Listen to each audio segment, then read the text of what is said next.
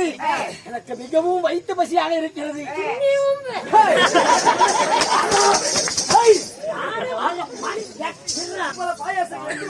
அந்த பால் பூனை குச்சி போட்டு பழம் நாத்து